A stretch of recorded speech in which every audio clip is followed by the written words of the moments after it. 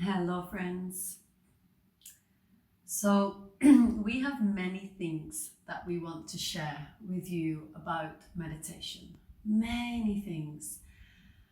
And in this particular section of this module, we're going to look at quite a number of things that really relate to not only you as a practitioner, but also as you are potentially going to go and teach meditation.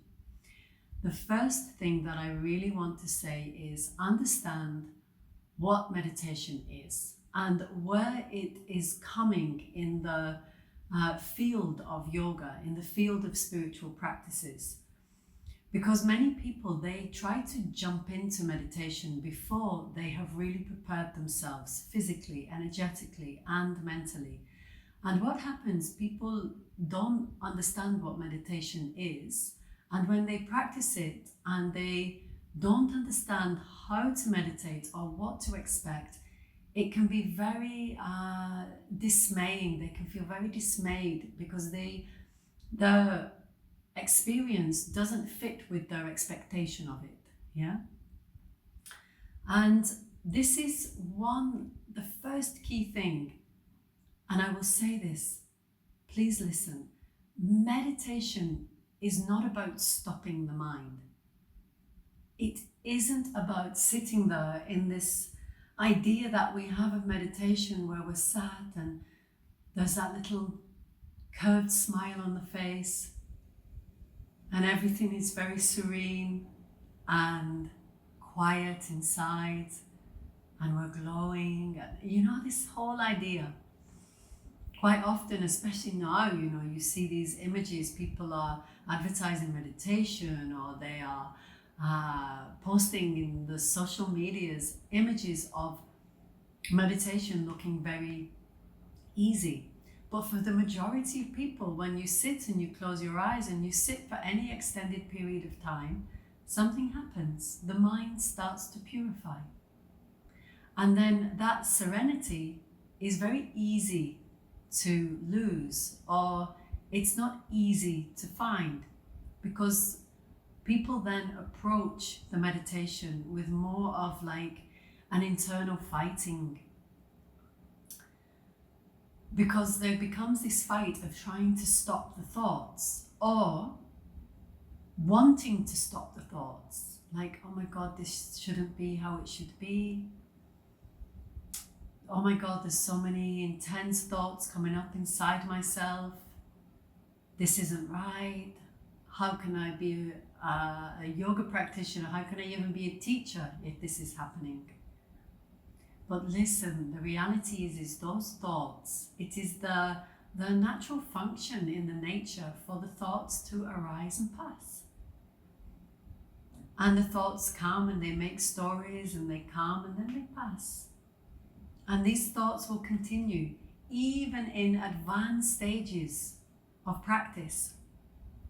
These monks and nuns in the deep meditation retreats, they will still have the thoughts coming. What do we think Buddha was doing when he sat under the tree for long periods of time? He was working with the thoughts that were arising and learning to detach from those thoughts, to recognize that those thoughts are not who we are. Those thoughts are simply thoughts. Just like an energy comes and goes, just like we take an action with the body, we throw a ball. The action began, the action took place, the action finished, it's gone. And that's exactly the same thing with the thoughts. But what remains is a pure self that didn't change from the result of that action. That doesn't change from the result of a thought coming in. And what we would really like to do is encourage you to identify with who you really are. The pure, present self. Pure awareness. That part of you right now that is listening to me speak And just listening, not judging, because if you're judging, then the mind is having a judge. But if you're just listening with an openness, and you witness the breath,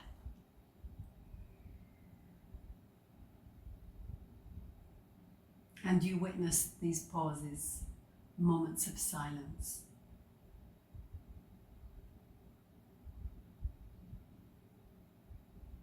nothing changes. Doesn't matter if a thought comes in a moment, because that pure witnessing self is just witnessing.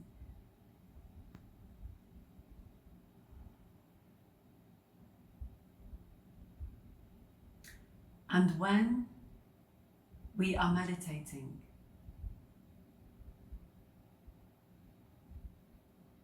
focus only on this witness self. When the mind comes with the thoughts, watch the thoughts arise and pass. Watch sometimes how you engage and get pulled into the stories. But as soon as you catch that, just take a nice deep breath.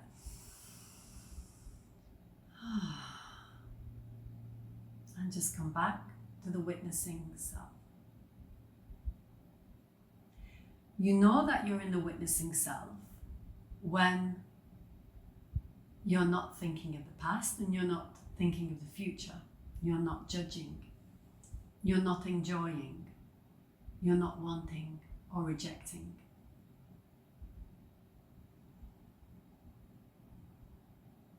And the meditation techniques that we will share with you are training you to be steady in that witnessing self, and training the mind also to be steady through the concentration within these techniques, that you can sharpen the tool of the mind so that you can focus in one single point, whether it is an inner tratica point of the body, whether it is the breath, whether it is a visualization.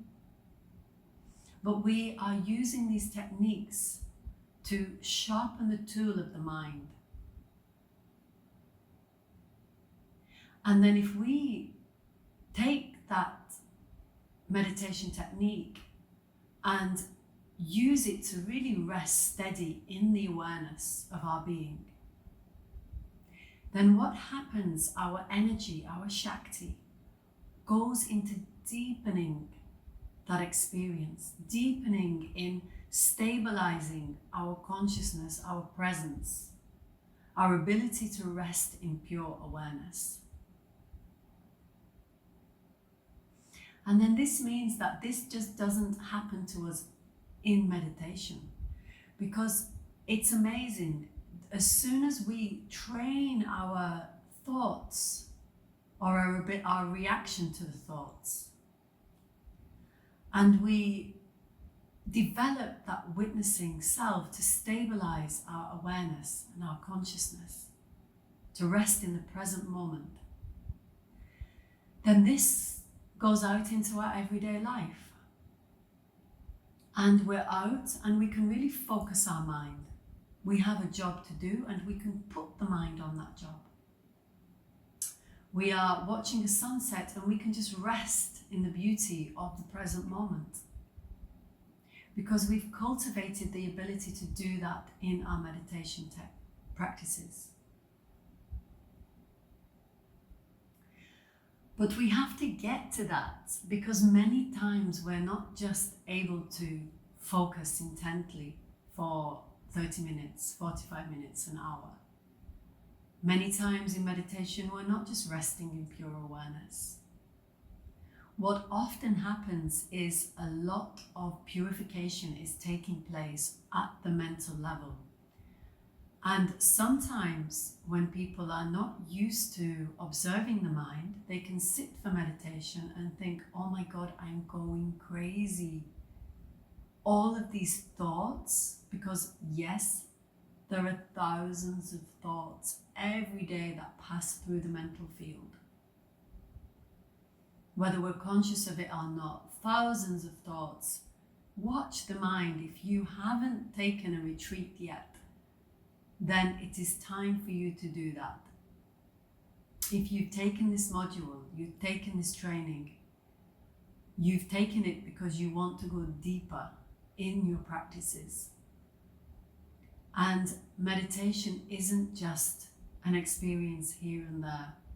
To really get something from your meditation, you need to go and sit with your mind for some days on end in silence without distractions. And the best possibilities that you have nowadays are either choosing this isolated self-retreat with not too many distractions, meditating hours, practicing every day. But meditation is really a key, because even asana practice itself can often be a distraction, because it's still engaging the mind in activity. To just simply sit motionless, so just sitting in a meditation posture and meditating, can be very boring for the untrained mind. It wants something to do. This is boring. And what happens, because the mind is not being stimulated, it starts to throw out all types of thoughts and distractions and needs to do something else to finish the meditation 10 minutes early. And the mind will play with you if you allow it to, because actually the mind is like a monkey. Okay, you hear this probably. The mind is like a monkey. It cannot fix on one point in the beginning. Also, the mind in itself is like an entity. It's like an external energy from who you really are. Okay, the mind is our conscious essence also, but the accumulation of thoughts within that. And it kind of develops its own momentum. And it wants a lot of attention and energy in order to keep building that field of energy and stimulus and distractions. And at some point when we are in the meditation and we have chosen to do a retreat where we just switch off from the distractions and sit with ourselves, the mind will really take a few days potentially to settle, to drop in. And then at a certain point, when that purification, the mind throws out all types of thoughts, and at a certain point, you can just drop in. It's almost like the mind gives up trying to distract and surrenders to working more with the techniques, the constant direction that you are offering to train and sharpen the tool of the mind. Quite honestly, I believe that 10 days retreat is necessary in order to really make progress on the path. So I'm going to say this: if you are teaching, you are planning to teach meditation, I would really say you need to do a 10-day retreat first, so that you can observe the tendency of your own mind before you can guide other people in meditation and in practices that are helping them to train their mind. Unless you've given yourself 10 days silence, you've not had the opportunity to really watch what can happen and the different processes of purification that take place, and how to deal with those as well.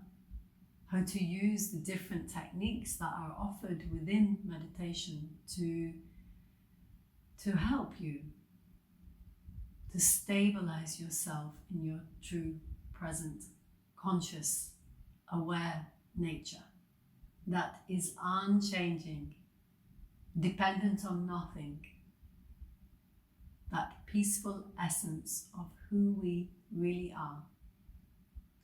And all of these practices in yoga, in pranayama, in tantra, is training us to be able to stabilize ourselves in consciousness, to reveal that conscious nature that is in everybody. It is our natural birthright. We just have so many layers that have hidden this from us. And our practices are peeling away those layers.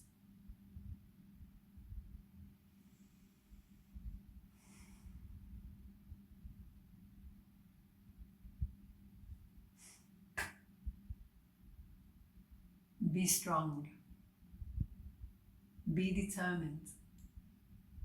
Be committed. And be dedicated to reveal the truth of who you are and to support others to do the same.